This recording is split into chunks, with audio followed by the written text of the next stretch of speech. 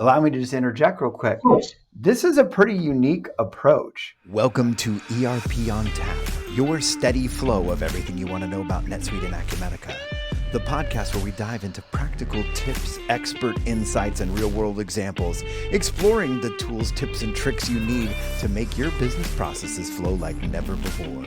Greetings, everyone. I'm Jonathan McKee, and this week on ERP on Tap, we've got a special guest, Acumatica's Senior Vice President Sean Chatterjee, joining us in just a few minutes to dialogue with us about something we've noticed that's very unique about Acumatica. Listeners, I think you're really going to enjoy this. I had the privilege to hang out with Shawn a few weeks ago in our office, and most of us noticed something that we thought was worth unpacking with all of you. As many of you know, we consult in several software solutions, and our teams kind of dabbled in lots of different ERP systems. Being honest, I got to admit, Acumatica's whole approach to customers and partners feels different. The fact that a senior VP hung out with us and was game for this podcast speaks to that. And as much as I like Shawn, I don't think he's actually a unicorn in the company. In the last year, we've hung out with a few Acumatica senior VPs, and they treated us like friends. So let's dive in, and I'll let you see what you think. And as always, if you find value in what you hear today, please help us. Take a second, click that like and subscribe button so you can be the first to glean new content as it's released. Our guest today, as I said, is Acumatica Senior Vice President Sean Chatterjee. As an SVP, Shawn is responsible for guiding his team to manage Acumatica's partner relationships. Shawn joined Acumatica in 2012 when the company was virtually a startup, and he's since been deeply involved in building, maintaining, and managing long-term relationships with Acumatica partners like our team here at Pratello. Shawn has over 25 years experience in the business technology application space, primarily in the ERP market to small and mid-sized businesses, and he resides in Seattle with his wife and teenage kids. Shawn, great to have you here. Welcome to ERP on Tap. Jonathan, very excited to be with you today. Oh, Shawn, I just mentioned you live in Seattle. When I think of Seattle, I think of seafood, good music, a freezing cold Pacific Ocean. Let's be honest, the ocean's pretty stinking cold up there. So what does Sean Chatterjee do in Seattle when he's not working? Well, I'm a busy man when I'm not working. I can tell you I love spending time with my family. I love going out biking. I can't golf, but I love to golf. What can I say? In fact, that's what I'll be doing this evening. And then this weekend, I'll be going on a concert with my teenage daughter. So I'm a busy man on the weekends. I'll tell you that. You are such a good dad. Okay, come on. We got to ask. What concert? Let us know. Come on. This is the Weeknd concert. I'm not a huge Weeknd fan. My daughter really wanted to go watch it. I said, let's do it. There you go. You know what? See, that's what dads do. If you don't like Taylor Swift, she wants to see Taylor Swift, you got to go see Taylor Swift. If you like Weeknd, you don't like Weeknd, you go. There you go. That's good stuff. Well, Shawn, we just talked about the fact that you've been in the business technology space for 3 decades.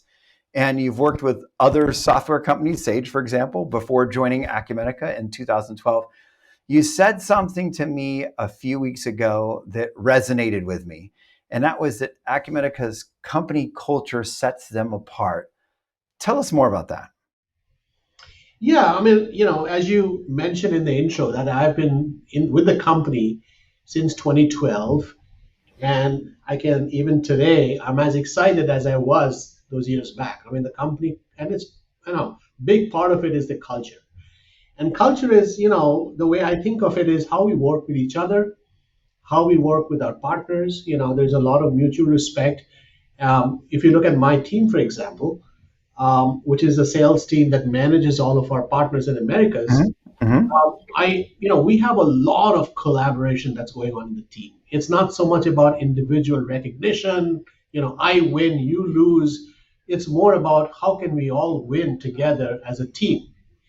And it's about having fun. At the end of the day, if you're not having fun when you're working, work seems like work. So that's a big part of who we are. We love working with each other. We love to help each other. We love to win as a team. as Yeah. opposed to win as an individual.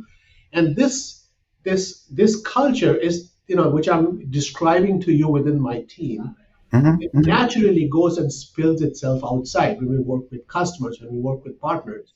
Our partners are a bit of an extension of our own team.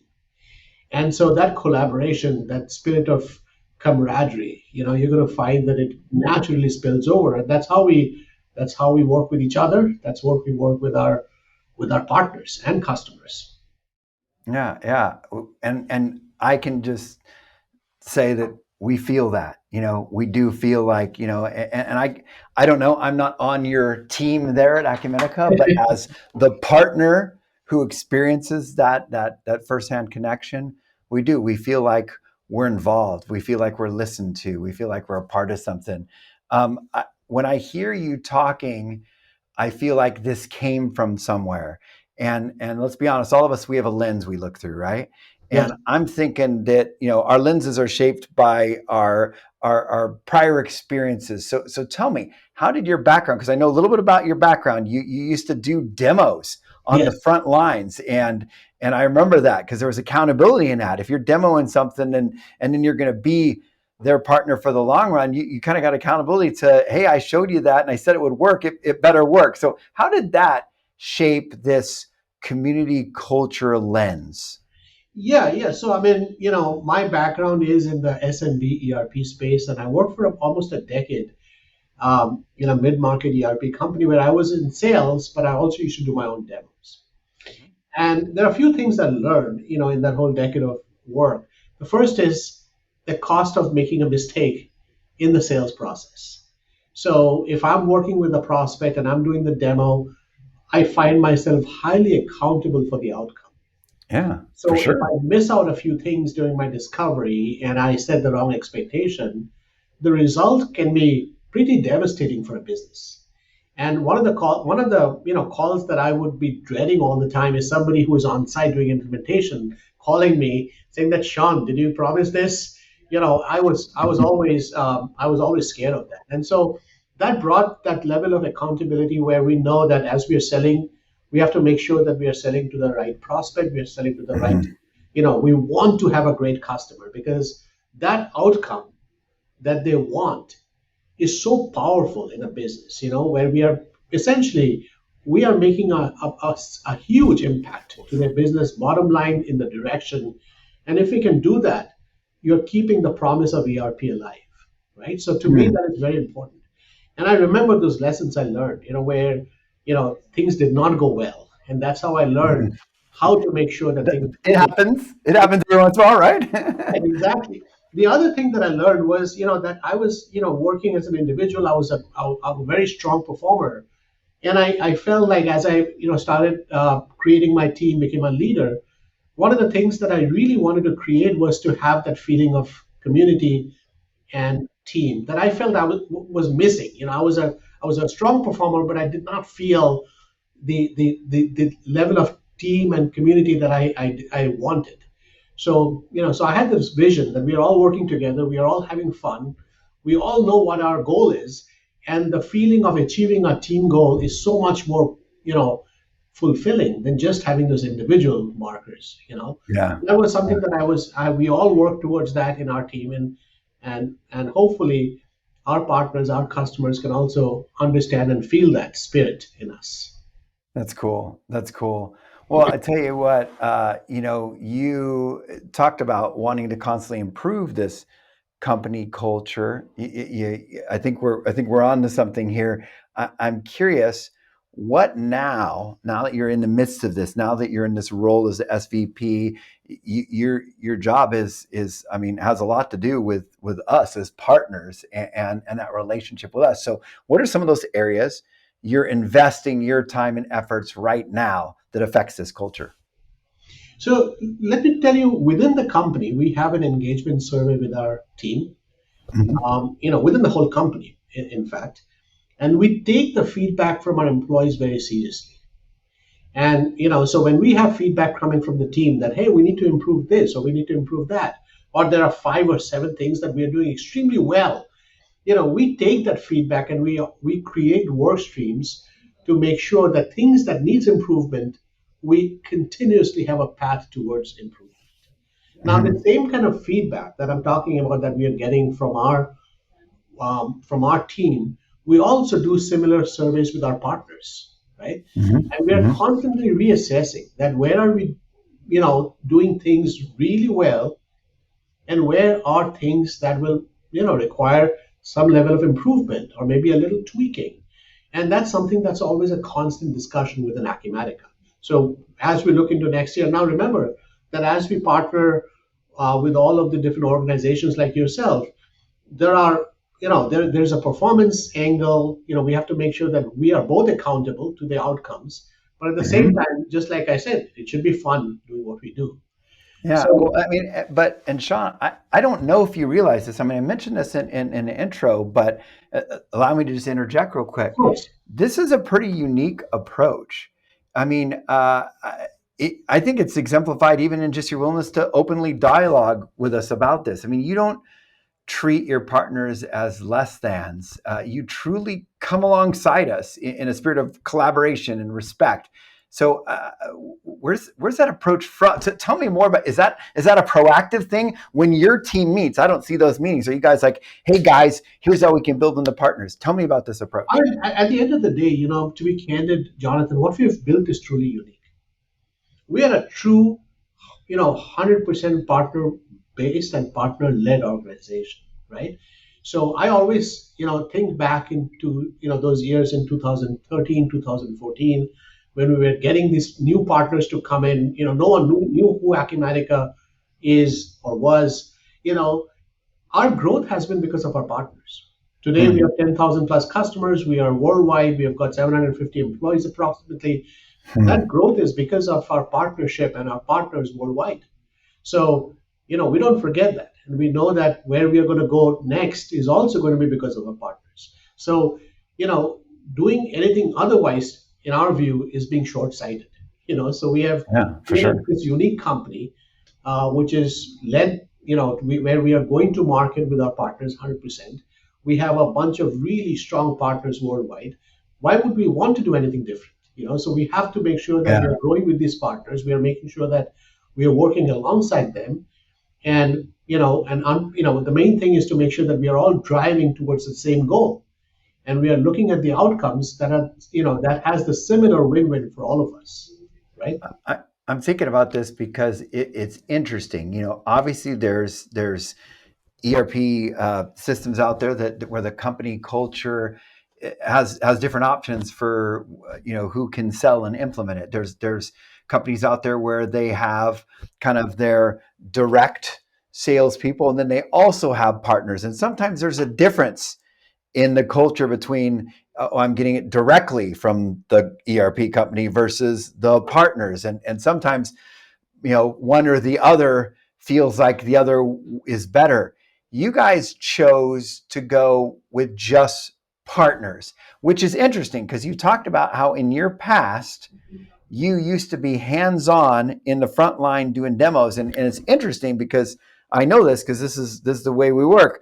When you're there throughout the whole cycle from the beginning of the end saying, hey, here's a solution, does this look like a good fit, and then helping someone implement it, then servicing them into perpetuity, there's like accountability in that. Because if 3 years later when you're on the front lines with them saying, hey, this is good, if they don't like what you sold them 3 years ago, they're going to be like, hey man, why'd you sell us this? Or you told us this. There's accountability in that. Is that on purpose? The two relate, what I'm talking about, because if you have this separate selling force that then hands it off to someone else, there's kind of a disconnect there. You guys have chose to give partners the chance to do everything, the entire cycle from, hey, let's find what's a good fit for you, let's implement it, let's service you in the long run. It seems to work. Is that on purpose? Absolutely on purpose. It is absolutely because we believe that without that end-to-end, accountability, you cannot have the level of customer success that we seek, right? So because you're involved with the prospect from the first call and understanding what the requirements are, doing the product demonstrations, making sure that there's a real good handoff between sales and implementation, and then you're getting the customer implemented and live, you are managing the whole cycle. remember that in the subscription business, in today's world, in the subscription business, it's all about the recurring revenue with these customers. It's not a one-time sale. It's a 10-year, 14-year, 15-year outlook with that one customer. So the better job that you do up front, the more lifetime value you're extracting out of every single client. Better chance of renewing that software again and Exactly. again year after year because, hey, this is great. Let's keep going with this. It's working. Right. Correct. That's exactly Yeah. right. I want to put you on the spot.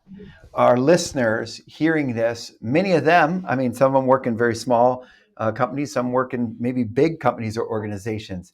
For them, company culture might be something that they're really vested in, or this almost kind of might be a new concept to them. Maybe they're more focused on something else. Tell us, is there any tangible advice you could give to a company about how, if they're thinking, okay, I don't know if we're good about company culture around here, I want to be better about it. What are some of the things that maybe they could do to proactively live some of this stuff that you guys are very evidently living out? I think I mentioned this before. I think at the end of the day, it's all about having fun while you work. And if you're not having fun, I think that it's a good time to take a step back and ask the questions why. Hmm. Is it the sort of people that are around you? Is it the kind of customers that you're dealing with? I mean, it's good to ask those hard questions because Hmm. that's where you're going to get the deep answers from, right? I've been in the company more than 13 years. I have fun every day, to be candid. That's Um, cool. and so I don't wake up on Monday morning saying that, another week starts.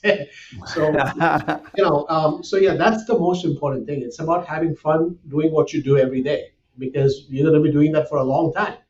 So if you're not, it's good to ask those questions about people, about, just the process, about, just, what's the philosophy that the company stand for? What do they, what are the things, values that they Hmm. stand for? Hmm. In fact, That's today, good. we are in the midst of also, looking for the next 3 to 5 years. Are we? What are the new sort of values that we are actually discussing within our leadership? Like, hey, but I'll tell you that, I look forward to having more fun in the coming years within Acumatica. Nice, nice. Well, you bring up 3 to 5 years. That's perfect. And that might be a good place where we bring this in for a landing. As you look to the future, culture's been such an important part of what you do. I'm sure it probably is going to be in the future.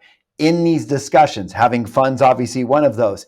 Are there any other things that as you look forward to the future, in all honesty, maybe you're saying this is an area we could get better, or there's something we want to focus on that maybe we haven't focused on before that have to do with this whole topic?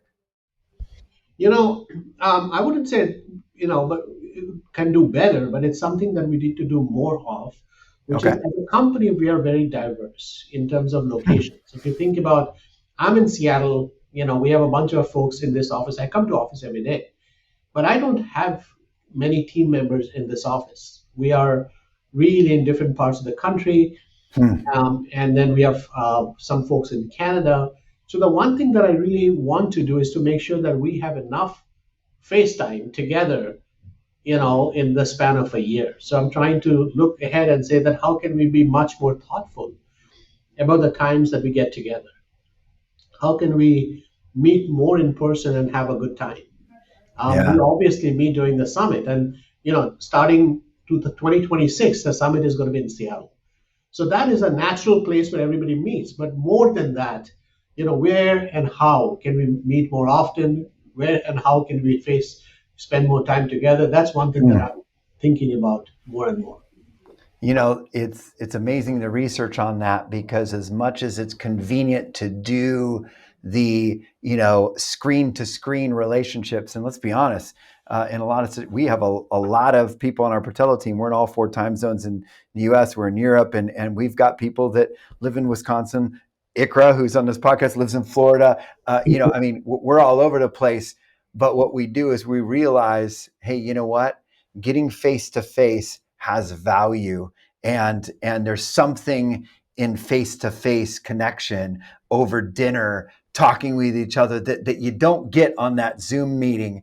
And so like we're proactive about several times a year getting together. That's why when you were out in this office, you saw both me, California, and ICRA, Florida, in the same office, because that was one of those times where we're together. So that's good. That's good. I think being proactive about that is important.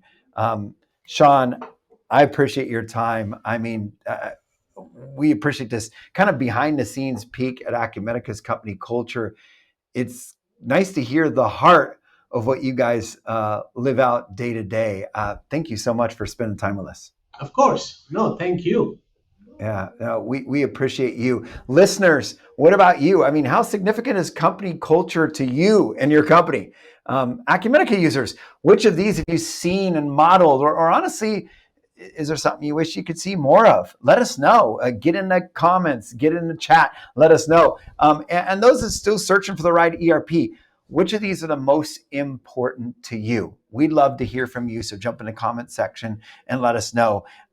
We loved like I said, we'd love to hear from you. And if you found this helpful, feel free to take a moment and hit that like and subscribe button so we can continue to bring you a steady flow of free content about all things NetSuite and Acumatica. I'm Jonathan McKee, and this has been another episode of ERP on Tap.